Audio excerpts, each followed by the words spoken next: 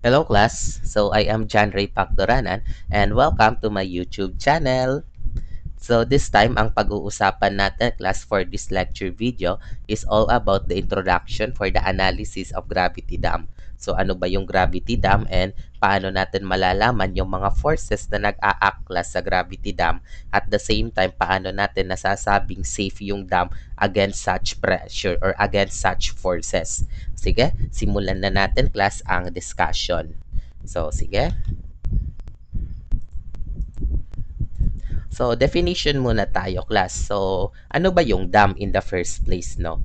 So, according dito, a dam is a structure built across a stream, a river, or an estuary to retain water. So, ang purpose talaga, class, ng dam is para mapigilan yung pag-flow ng water, di ba? So, halimbawa, kung nakikita nyo itong watermark, class, sa likod ng PowerPoint presentation, we have an arch dam here, tapos may tubig dito sa upstream side. Ang tawag natin dito ay upstream side, while dito naman sa downstream side ay wala siyang tubig. So kung wala itong dam, malamang yung ating tubig ay nagfo-flow siya class dito. And most likely the depth of the water is shallower compared dito. Kasi kung titingnan nyo, masyadong malalalim class yung depth ng tubig na napoproduce sa mga dam. Okay? So, of course, dahil may dam dito class, nagkaroon ng reservoir sa likod niya, and minsan kung ilog ito, kasi ang ilog naman is usually, there are some rivers na more than kilometers din ang width, pero usual meters lang naman yan. Kapag sobrang laki nung dam to the point na yung water class may nako-consume na siyang area na supposed to be lupa, ang tendency nakaka-create siya ng lawa. Okay? So, yun din, another purpose of the dam. Pero usually, ang pinaka-purpose niya is enumerate natin. So, una, irrigation for agricultural purposes. So, itong unang rason class kasi of course, the seasons are rotating. There are times na sagana sa tubig like tag-ulan, but there are times na tipid sa tubig like summer.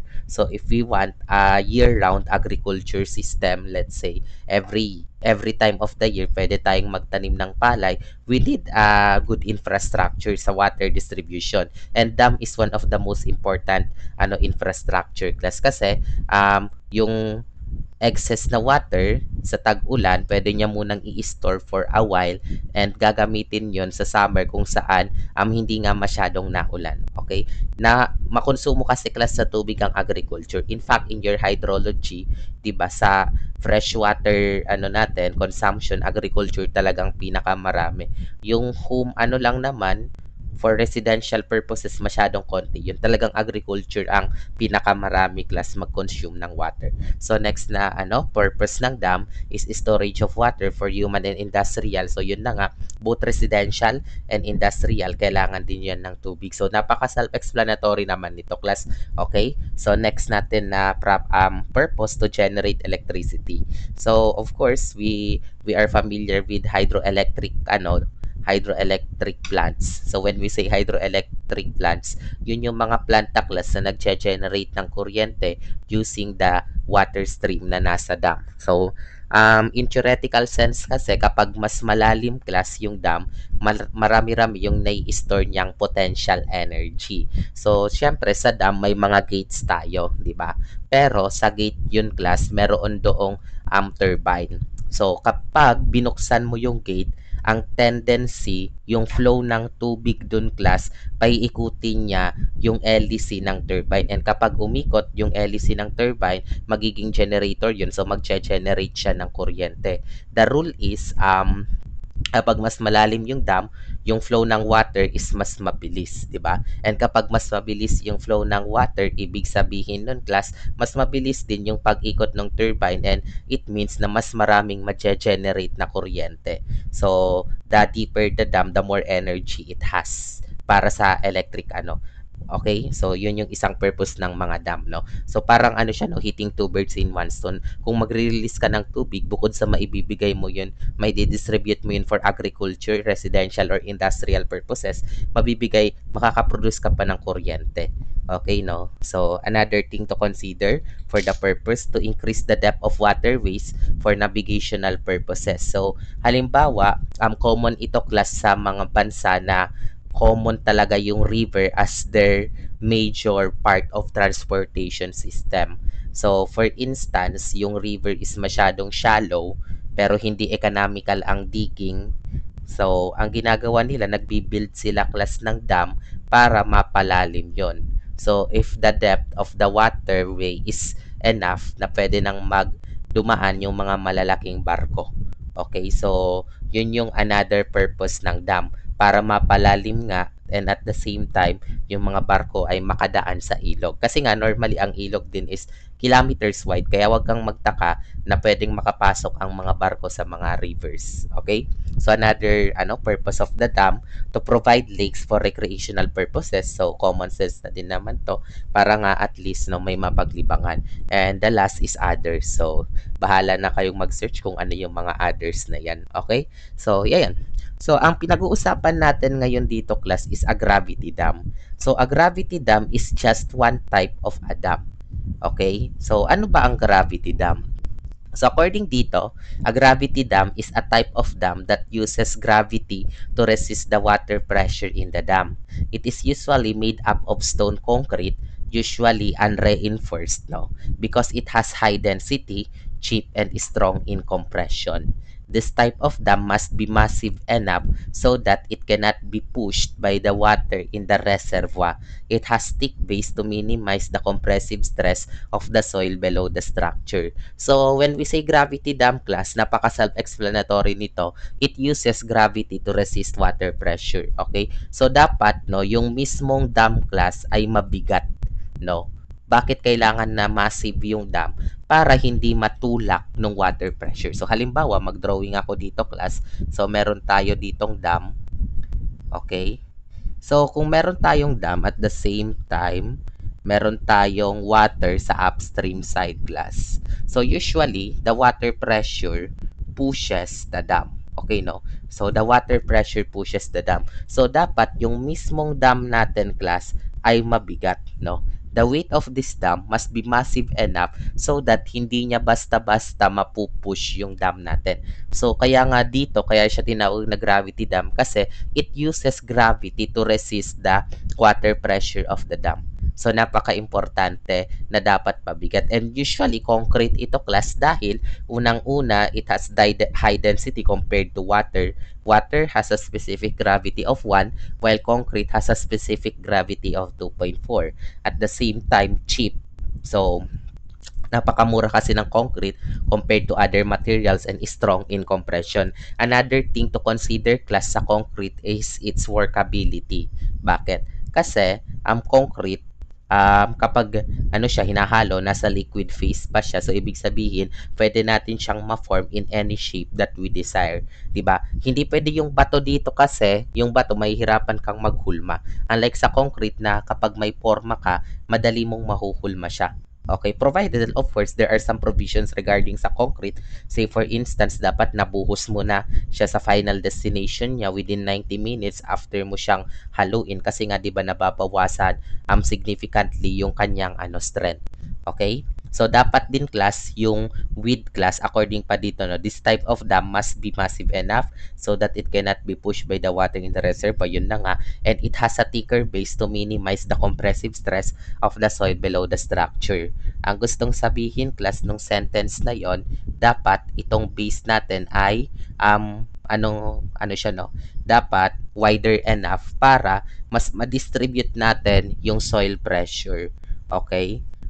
So, kasi nga, usually, may consider tayo ditong soil pressure. Kasi yung lupa, malamang kokontra din yan. So, kapag mas malawak ito, ibig sabihin, mas spread yung force. Therefore, by principle of force of pressure, pressure is force over area. Mas malaking area, mas konti yung force natin. Okay? So, I hope nagagets nyo class kung ano yung gravity dam. Basta tandaan nyo, dapat ang gravity dam ay mabigat para hindi siya basta-basta ma-push ng water pressure. So, sige. Forces acting on a gravity dam, isa ito sa importanteng topic class. Dapat alam natin kung ano yung mga puwersa na nag-a-act sa gravity dam. So, consider this figure a simple gravity or trapezoidal in cross-section. So, ang tawag natin dito class is upstream side and dito is downstream. Kung saan nanggaling yung tubig must be the upstream and kung saan nanggaling yung saan papunta yung tubig must be the downstream. And yung tawag natin dito sa point na to class sa may upstream side is heel and dito naman is toe. So napaka-importante nito class, tandaan nyo kung nasaan yung heel and nasaan yung toe. So may mga forces tayo na i-consider dito na nakikita nyo ngayon. So meron tayong tatlong W. So ang tawag natin doon ay gravity forces or weight. So W1, W2, W3. So itong W1 is the weight of the dam itself and W2 ganun din. Kaya lang syempre in terms of geometry mas madali kasing computein itong rectangle as triangle. Eh sir, di ba trapezoid madali din naman siya. Kailangan din kasi natin yung center of gravity eh. So sa rectangle, dito yung center of gravity niya, sa triangle dito rin. But in trapezoid mahirap 'yon, di ba? Pero yung iba magko-contest ngayon dito. Sir, bakit natin kinonsider yung W3 as weight? Okay, so ganito yon class. When we say weight, when we say gravity forces, it does not refer to the weight of the dam itself lang. Okay, pag sinabi natin gravity weight, lahat ng weight na nasa taas ng base natin. Eh di ba ito yung base natin. Kapag project mo yan, may portion ng tubig na kasama. So kung ilan yung weight ng tubig dito, we are going to consider this as weight. I hope that is clear, no? Another thing to, another example, halimbawa, nagkataon kasing vertical class yung dam natin, no? Paano kapag parehas na side sa upstream, saka sa downstream, parehas sila tagilid. Tapos ilagay ko yung water level. Okay? So, paano natin nalalaman kung yung tubig kino-consider natin as part of the gravity, no? So, ganito siya. Automatic, lagay ko muna tong mga weights ng concrete. W1, W2, at the same time, W3. So, ngayon class, ang mangyayari, yung base kasi is wide enough, no? Malawak kasi tong base natin. So, therefore, any water na nasa taas ng base, no? Lahat ng tubig class na nasa taas, so ito sa upstream side, tapos dito class sa downstream side, i-consider din natin yung mga weight nila as W4 at the same time W5. So I hope wala dong nalilito. When we say gravity weight, we are not just concerned dito sa bigat ng mismong dam. We are concerned as well sa bigat ng tubig sa taas nitong width ng dam. So, sana clear yun sa inyo.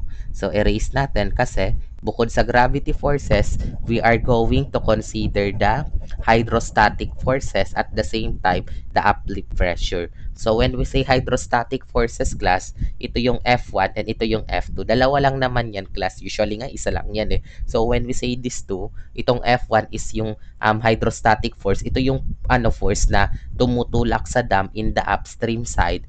Pero itong F2, ito naman yung force na tumutulak sa dam in the downstream side. Okay? Sa mga given, usually sa board exam, wala ng tubig dito sa downstream side, no? So, usually ito lang na daw F1 ang binibigay natin. Okay? And lastly, to consider is an uplift force U. So, nandito siya class. Now, we have an uplift force here. Ngayon, ang kailangan yung tandaan class sa uplift, ito yung parang singaw. So, usually may singaw kasi na lumalabas sa lupa due to water pressure and that pressure is upward. So, kino-consider natin yan. Delikado din class itong uplift pressure kaya we need to consider this one in the analysis of gravity dam. So, i-recall ko lang ano yung mga forces na kino-consider natin. Gravity forces, hydrostatic forces, and uplift pressure. So, ayan yung tatlong categories. Now, after natin malaman class kung ano yung mga forces na kino-consider natin, so meron tayong another concept na i-consider, the overturning moment. So ano ba ang definition ng overturning moment? So pag sinabi nating overturning moment, it is the resultant moment that may cause the rotation or overturning of the dam in the toe. So kung maalala nyo, pinamemorize ko sa inyo na kapag ito yung upstream, itong unang end ng base natin, heel siya. On the other hand, ito naman yung toe. So, ang mas importante sa kanila is yung toe. So, tandaan nyo yung toe nasa downstream siya. Now, ang ibig sabihin nito class, kapag meron tayong forces, itong F1 saka itong U, yan ang tinatawag natin na overturning forces. Bakit? Kasi kung i-imagine niyo class, no? Halimbawa, itong toe is just a hinge support. Usually, ang assumption natin sa dam, isang support lang yan. Halimbawa, itong hinge. Ang tendency nito class, itong F1, parang paiikutin niya ng ganito yung dam natin.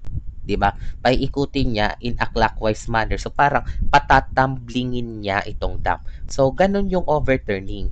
It has a tendency to rotate the dam or to overturn.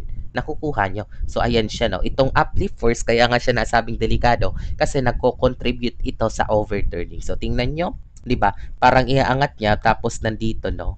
So, parang pinaparotate niya in a clockwise manner na parang matutumba yung dam or mag-o-overturn nga. Kaya ito ang tinatawag class na overturning moment. So, I hope malinaw sa inyo yung ibig sabihin niya. Imagine niyo class, itong force natin, ang tendency ni F1 sa kanyo is patumbahin itong dam.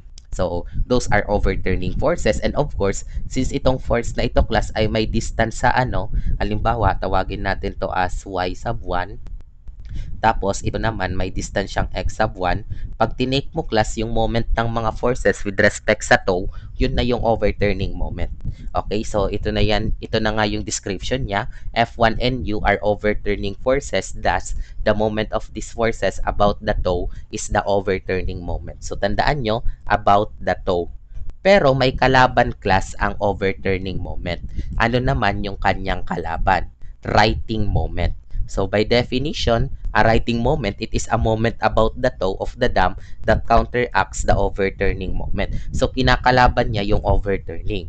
So kung yung unang dalawa, yung F1 dito saka yung uplift is an overturning, the remaining forces that we consider earlier are righting moment. Bakit? Kung babalikan natin ang direction ng overturning, pababalik na rin niya. Sa case ng righting class, ang tendency niya is pananatilihin niya na stable itong dam natin. So, dapat mas malakas ang righting moment kaysa sa overturning moment. Bakit? Kapag mas malakas yung overturning moment, wala na. Magko-collapse na ang dam mo. Ganun lang naman kasimple ang magiging conclusion. So, tingnan nyo siya. Kung clockwise yung kanina, since nasa toe tayo, ilagay natin to assume as pinned siya. So, lahat ng forces natin ay pa-counterclockwise. And, syempre, hindi yan tatumbling kasi nga may lupa dito. So, kine-carry na siya ng lupa. Unlike sa overturning kasi, hangin kasi dito, 'di ba? This is air. So therefore, talagang matutumba siya. Sa righting moment, itong counterclockwise moment, hindi yan makakaikot because of the soil pressure. So ulitin ko nga, dapat mas malakas ang righting moment kasi nga kapag mahina 'yon, talagang tatumbling ang dam mo. Okay? So, palaging with respect sa toe. So, these four forces are righting forces and yun na nga, if we take the moment about its toe, ang tawag natin doon ay righting moment. So, yun lang naman class ang definition ng righting moment at the same time ng overturning moment. Okay? So, solving for the base reaction of the dam. So, paano natin mahahanap yung base reaction? Common sense. Itong Ry saka itong Rx, ito yung vertical base reaction and horizontal base reaction. So, babalikan mo palagi dito si statics para ma-solve mo sila. So, ganun lang.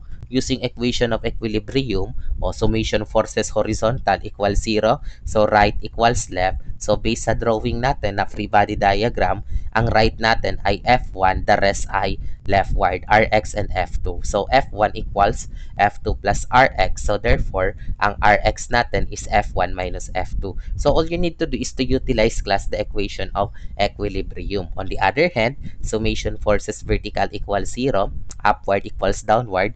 So, dalawang upward, yung Ry saka yung uplift force equals W1, W2, and W3. So, therefore, Ry is W1 plus W2 plus W3 minus U. So, hindi naman to class formula, no? Baka isipin yung formula to. No. Ang gusto ko lang ditong i-point out, kung gusto nyong mahanap yung Rx saka yung Ry, all you need to do is to utilize these two equations of equilibrium. So, babalikan at babalikan nyo pa rin class ang statics dito. Okay? So, Ulitin ko, to solve for Rx and Ry, all you need to do is to use the equations of equilibrium. Next, the distance of Ry from the toe. So, meron tayong Ry and dito yung toe natin. Gaano ba siya kalayo doon? So, kapag kinonsider lang natin yung base ng dam, tandaan nyo to, kinonsider natin yung base ng dam, wala nang forces. So, ito na yung heel and ito na yung toe. Ilagay ko class yung overturning moment as di ba nga clockwise siya. Napag-usapan natin to last time. Yung right overturning moment is clockwise while the writing moment here is counterclockwise, right? So, ito siya. Ngayon, ito yung Ry natin. Ang gusto natin malaman is gaano ba kalayo yung Ry from the toe. So, this x distance. Bakit ba napakahalaga nitong x distance na to, class? Kasi, yan yung magdedetermine ng soil pressure, class, dito sa baba. Kasi nga, di ba, malamang sa baba ng base is the soil. Wala naman ng ibang sasalo, class, sa mga forces sa dam, kundi ang soil. Actually, in all structures, di ba? So, wala namang suspended sa air na structure tayo. Halos lahat ng structure natin papunta at papunta sa lupa. So, balik tayo. Ang gagawin nyo lang dito, class, is equilibrium. Summation moment at toe equals 0. Clockwise moment equals counterclockwise moment. Ganun lang, class. Diba? So, when we say summation moment, ang clockwise moment natin is the overturning moment. At the same time, yung Ry natin, class, is a clockwise moment. Ang distance niya is x, yun, yung clockwise moment. And the counterclockwise is the writing moment. So, therefore, yung x distance is writing moment minus overturning moment all over Ry. Sa mga libro and reviewer, for sure, nakita nyo na itong formulang ito, class. Sigurado ako, nakita nyo na to. Kaya lang, gusto ko kasing i-discuss kung paano siya na-derive dito sa lecture video natin para naman at least alam mo yung process kung paano talaga siya mga nakuha. Okay, so tapos na tayo from the distance of Ry from the toe. So next natin ay consider is computation of the soil or foundation pressure. Yan, no? Galawin ko lang tong mukha ko. Basta soil or foundation pressure. So ngayon, isa sa pinaka-importante nga is yung soil pressure kasi nga although kailangan natin, class, maging massive yung dam, hindi naman pwedeng sobrang massive nung dam to the point na hindi na siya kayang saluhin ng lupa. Okay? Kaya nga minsan, ang design natin dapat nga yung width niya sa baba ay malawak para at least kayanin ng lupa. But anyway, paano natin siya kukumputin ngayon? We are going to consider here two cases. Okay? So, sige, paano yon? Case 1, solve for the eccentricity. So, for sure, yung iba nagtatanong dito, ano ba ang ibig sabihin ng eccentricity? So, by definition, eccentricity is the distance of Ry from the center line of the base. So, halimbawa, no, ito yung Ry natin, class, kanina. So, kapag nilagay ko yung center line, wag kang mag-alala, pag sinabi nating center line, dinivide lang naman itong base ng 2 meter kasi nga literal na nasa sentro. So, b over 2 at the same time, b over 2 to. So, kung gaano kalayo yung ating Ry from the center line is the eccentricity. Ito, class, yung definition niya. So, ulitin natin. Eccentricity is the distance of Ry from the center of the base. So, ano ba yung formula ng eccentricity? The formula is E equals the absolute value of x minus b over 2 where b is the base of the dam. Okay? So, ulitin natin where b is of course the base of the dam. So, halimbawa, kung ito yung dam natin, class, we are referring this as b. So, bakit siya naka-absolute value? So, although dito, common sense naman talaga na ito, b over 2 minus x siya. Kaya lang, gusto ko kasi, class, i-emphasize na dapat naka-absolute value siya kasi yung ating Ry, pwedeng mas malapit siya sa toe o di kaya mas malapit siya sa heel. Okay? No? So, kapag mas malapit sa toe, ito siya, ito yung eccentricity. Pag mas malapit sa heel, ito yung eccentricity. Basta nagigets nyo na yung point na yung eccentricity is the distance of Ry from the center line. Okay? Pwedeng nasa kaliwa or nasa kanan siya. Depende sa makocompute mong value ng x. So, when we say x nga, ito siya. Ito yung na-compute. So, kapag ang x mo is less than b over 2, ibig sabihin, mas malapit siya sa toe. But if your x is greater than b over 2, ibig sabihin mas malapit siya sa hill. Nilagay ko lang class dito na absolute value for the purpose na since mapamalapit man siya sa toe, malapit man siya sa hill, yung absolute value din lang naman ang kailangan natin dito. Okay, so I hope that is clear. So after natin malaman class yung eccentricity, we are going to solve for the pressure of the soil itself. Kaya lang may dalawang cases pa tayong kailangan tandaan dito. Okay? So this is the step 2. Ito yung case 1 natin. Kung ang eccentricity nyo ay less than or equal to b over 6. Tandaan nyo to The case 1 is if the eccentricity is less than or equal b over 6. So, ang formula natin ng minimum soil pressure is Ry over B. So, yung B, I hope alam nyo na siya. Yun yung width ng base ng dam. Times 1 minus 6E over B. While Qmax is Ry over B 1 plus 6E over B. Para madali nyong matandaan, sa minimum, negative lang, while sa maximum, positive lang siya. Okay? So, ito ay applicable kapag ang eccentricity natin ay less than or equal B over 6. Okay? Kaya nga, yun yung step 1 natin sa computation. Solve for the eccentricity. Now, gusto kong i-point out class itong illustration natin ng soil. Kapag yung ating Ry ay mas malapit sa toe kesa sa hill, dapat yung Qmax nyo ay nasa toe. Tapos, yung Qmin natin ay nasa hill. Imagine niyo ito yung foundation pressure, soil pressure. However, kapag ang Ry nyo ay mas malapit sa hill kesa sa toe, of course, the opposite is correct. Yung Qmax natin ngayon ay nasa hill while yung Qmin natin ay nasa toe. Basta tandaan nyo, yung Qmin is Ry over B, 1 minus 6E over B, and Qmax is Ry over B, 1 plus 6E over B. Now, I want to show kung paano natin na-derive itong formula. You may skip this part nitong video na to. Kaya lang, sa mga curious kung saan nanggaling itong formula to, sige, I will show you the derivation. So, usually, di ba sa dam, ang kino-consider natin is a 1 meter strip.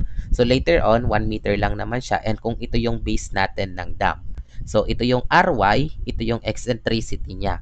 So, from the formula class in the strength of materials or sa bagong curriculum, mechanics of deformable bodies, so, meron tayong tinatawag na principle of combined axial and flexural stress in the strength of material. So, that is Q equals P over A plus or minus MC over I. Kaya nga siya tinawag na combined axial, di ba itong formula ng axial stress, and ito naman ang formula ng flexural stress, di ba? Okay, so plus or minus. Kaya lang, sa pagkakataong ito, isipin nyo class, ito yung beam natin. No, ito yung cross-section. Ang P natin is itong Ry mismo. Tapos, yung area natin for this rectangle is length times width, B times 1, or simply B. And its moment class na i-consider natin, ito yon. Ito yung moment natin. That is simply Ry multiplied natin ng eccentricity. Okay, so yan yung kino-consider natin as bending moment. Yung C naman, di ba, kung nandito yung center line natin, usually yung center line is the neutral axis class. From the strength of materials, this is the farthest fiber. So I hope naaalala nyo pa strength of materials nyo. The farthest fiber has a distance of B over 2 from the neutral axis. And yung moment of inertia is BH cube over 12. Pero class, since yung neutral axis natin ay patayo, this time, ang i-cube natin itong nakahiga. Diba? Sa formula natin ng moment of inertia, kung ano yung perpendicular sa axis natin, yun yung kinocube. So, 1 times B cube over 12 or simply P cube. So, meron na tayong mga parameters. Ang gagawin na lang natin dito is isa-substitute natin siya. Let's say P is Ry, tapos A is B. Ang moment is Rye. Ang C is B over 2 and the moment of inertia is B cube over 12. So, ngayon, substituting these variables, ito na nga siya. At the same time, pwede natin itong isimplify. Halimbawa, B cube magiging B squared sa denominator. Tapos, pag binaba natin to magiging, itaas natin tong 12 sa numerator, 12 over 2, magiging 6. So, pag sinimplify natin, ito siya class. And pwede mo class i-factor yung ry over b. Kung titingnan nyo, the first part is ry over b and the second part, meron din tayong ry over b dito. So, pag finactor out natin yan, magiging ry over b, 1 plus or minus 6e over b. Diba? So, I hope nagagets nyo. So, para mahanap natin yung Qmax, ang gagawitin mo lang dito is yung positive kasi naka-plus or minus siya. And para mahanap mo yung Qmin, ang gagamitin mo is the negative. Kaya nandito class na derive yung formula natin for the maximum and minimum soil pressure ng mga dams. Okay? So, I hope this is clear derivation. Kaya lang, pinag-uusapan pa lang natin dito is the case 1. Meron pa tayo class case 2. So, yung step 2 natin, so case 2 nga, kapag yung eccentricity this time is greater than b over 2. Tama. Sorry. If the eccentricity this time is b is greater than b over 6. Tama ito, class. So, this time, kapag ganun na, walang problema sa Qmin, class. Ang Qmin natin is equal to 0. Pero ang Qmax natin, ang formula is 2ry over 3s. So, medyo bagong variable class itong s na to. Gusto nating i-define kung ano bang ibig sabihin ng s. So, where s is the distance of ry from hill or toe, whichever is nearer. So, itong illustration, makakatulong to sa inyo, class. So, ito na siya. Sa pagkakataong ito, kapag ang A is greater than B over 6, yung soil pressure natin, hindi na natin dinistribute all throughout. Ito lang na specific segment ng soil ang magkakaroon ng pressure and that is equal to 3S. So, halimbawa, kung ang ating pressure ay mas malapit sa toe, common sense, yung ating Qmax is nasa toe, pero yung Qmin nga natin na 0 ay nasa heel. Okay? I hope nagagets nyo. So, yung S natin, ito siya. Sir, di ba parang X din lang naman siya? Pwedeng X lang to. Kaya lang, class, yung X natin is distance from the toe. Ang variable S kasi dito, class, ang ibig sabihin is yung distance ng RY from heel or sa toe kung saan man siya mas malapit. So, halimbawa, ito, mas malapit siya sa toe, ito yung S natin. Sa kabilang figure, mas malapit siya sa heel, ito yung S natin. And as I said, automatic dito na siya. And kapag mas malapit siya sa heel, malamang ang Qmax natin nasa heel and yung Qmin na 0, itong specific region na to. And of course, hanggang sa toe, the Qmin ay 0. So, yun din lang naman ang ano niya. So, yung location ng Qmax and Qmin, class is just the same nung case 1. Kung saan mas malapit yung RY, nandun yung Qmax. Okay? Kung saan siya mas malayo, nandun yung Qmin. So, I hope this is clear. Okay? So, tapos na natin mapag-usapan, class, yung formula sa foundation pressure. So, last na natin discussion sa mga formulas are factors of safety. So, of course, factors of safety are measurement kung ligtas ba yung binild nyong dam. So, usually sa sa analysis of gravity dams, dalawa lang naman, class, na factors of safety ang kino-consider natin. So, ano yung unang factor of safety?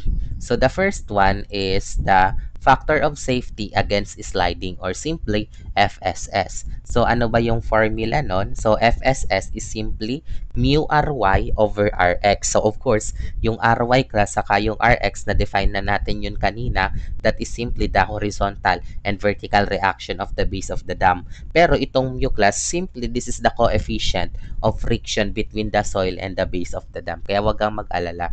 Coefficient of friction lang naman yan. Another factor of safety to be considered is the factor of safety against overturning or FSO.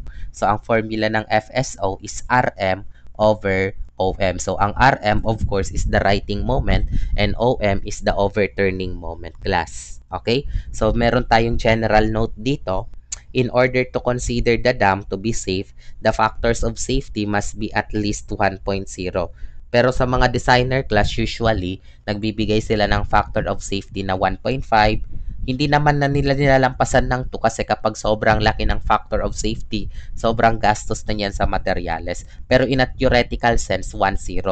Practical sense, mga 1.5. Well, of course, common sense ito kasi class, kapag ang factor of safety mo ay less than 1.0, let's say sa factor of safety against sliding, pwede class mag-slide yung dam mo.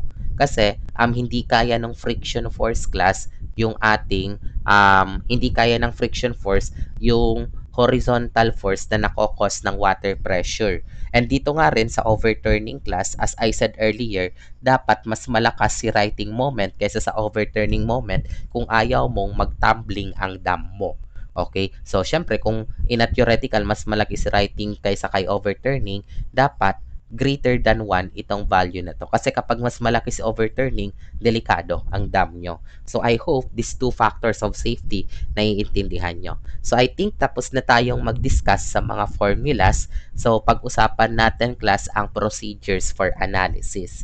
So, this procedure lang naman, simple lang naman siya, and this will be the last part of this lecture video. So the next one will be example proper na.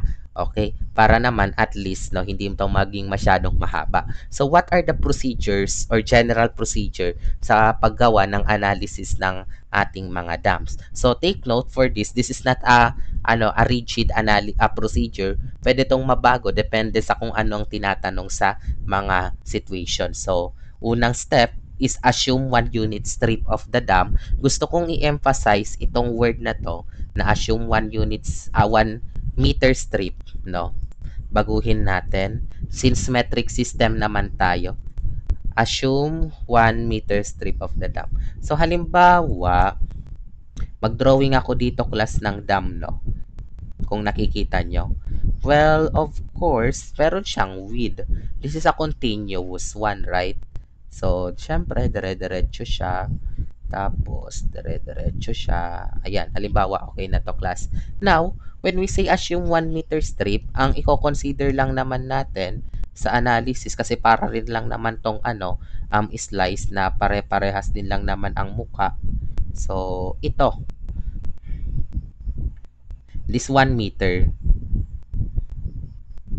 Okay, so I hope nagegets nyo. So therefore, kung ano man yung total volume ng dam na ito using that 1 meter distance. So now, ano ba yung unang step dito? Identify the forces that will act on the gravity dam. So usually tatlo lang naman to class unless may ibang given pa. The weight itself, or when we say weight, it is not just pala the weight itself class, kasi nga na-discuss ko na pwede din mag-contribute nung weight ng tubig na nasa taas ng lower base ng dam, the hydrostatic forces. So, pwedeng isa lang ito class kung wala nang depth sa downstream. So, kung may depth sa downstream, dalawa. And uplift. Minsan class, paalala ko lang pala, kung as far as board exam is concerned, walang uplift ang binibigay unless sinabi sa problem, no? So, ang palaging assumption natin sa problem is walang uplift unless given siya. So, then determine the distance of these forces from the toe of the dam. Bakit ba napaka-importante class ng toe? Kasi nga, yung righting moment natin, saka yung ating overturning moment ay with respect sa toe ng dam natin. Okay? So, dapat alam natin kung gaano kalayo yung mga forces from the toe. So, next natin na i-consider is compute for the righting and overturning moment if needed in the question, pero most likely needed talaga yan. So, next natin na i-consider after mo ma-compute yung righting moment saka overturning moment, compute for the reactions Rx and Ry of the dam, and solve for the distance of Ry from the toe. So, yung x distance na yon na ang formula lang naman natin ay righting moment minus overturning moment all over Ry. So, yung distance x. So, lastly, ito na yung last. Solve for the other required values. So, depende na lang kasi to class kung ano yung tanong sa problem. Halimbawa, solve for the factor of safety against sliding, solve for the maximum soil pressure, solve for the minimum soil pressure, solve for the factor of safety against overturning. So, ito na yung pang-apat. Depende na talaga to class sa kung ano yung gustong ma-solve ni problem na binigay sa inyo, whether in your quiz kung estudyante ka pa or in the licensure examination. Okay? So, I hope no these procedures ay malinaw naman na sa inyo, pero if you want to further understand this concept, I am suggesting you to watch the the examples. So, I am giving for examples here. So, this example number 1, ito na siya. Saka ko na siya i-elaborate class sa next video. Important concept, constants pala class, we need to memorize this one. Yes, memorize. Huwag kang mag-alala sa paulit-ulit naman na memorize din ito. The unit weight of water is 9.81 kilonewton per cubic meter or 1,000 kilogram per cubic meter, or in English system pero hindi naman natin to gagamitin sa mga examples is 62.4 pound per cubic feet. Okay? And another constant, the specific gravity of concrete, and usually 2.4. Okay, so I hope this constants naman ay very clear na sa inyo. So, i-end ko muna dito class ang aking lecture video. I hope may naintindihan kayo dito sa general concept about the gravity dam. So, again, if you want to further understand this idea class in preparation maybe in your quiz or in licensure examination, please watch the next video. At the same time, if you want to be updated nga sa aking mga lecture videos, not just in hydraulics, but even in structural theory and other subjects, please do not forget to subscribe to my channel. So, yun lang class. Ingat na lang kayo and bye-bye!